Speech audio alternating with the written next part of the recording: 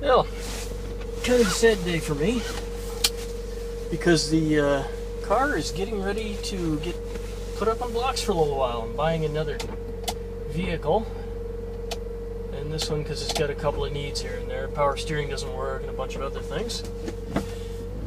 This car will be getting retired, at least until a little while, until I decide what else I'm going to do with it. I'm buying a Toyota Tacoma, an old one. Took me a while to find one of the right vintage.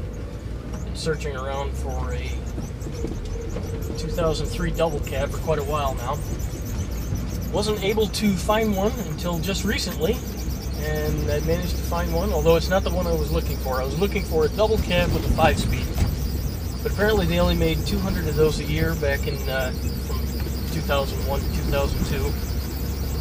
Same thing in 2003. So I guess that means they either all got crushed or something else happened to them. Either way, not getting one. But I'm getting the next best thing. I'm getting one that's in very good shape. That's an automatic. Although I will miss the standard. I've still got my Land Cruiser, so I'll be able to shift when I feel like it, and we'll still be able to drive this thing up and down the road, you know, whatever mood strikes us. My wife hates this car, so the mood will never strike her to drive in this car. But I will miss tooling around in this car, especially having the top off right now, because it's winter, you don't have the top off. In fact, I've got the hard top on, and that's how it will be stored. In the garage, hard top on, windows up, and I'll start it occasionally just to keep it out of trouble.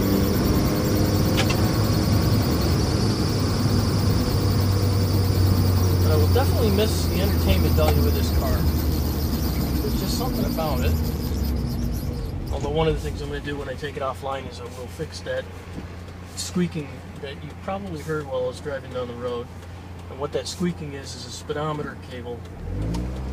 It doesn't have enough lubrication, so it's grinding itself out of its own jacket. So I'll probably pull that out, and I'll re-lube that, and if that line is in really bad shape, seeing as I've neglected it for the last 6 months, then what I will probably do is just replace it, because it's $80.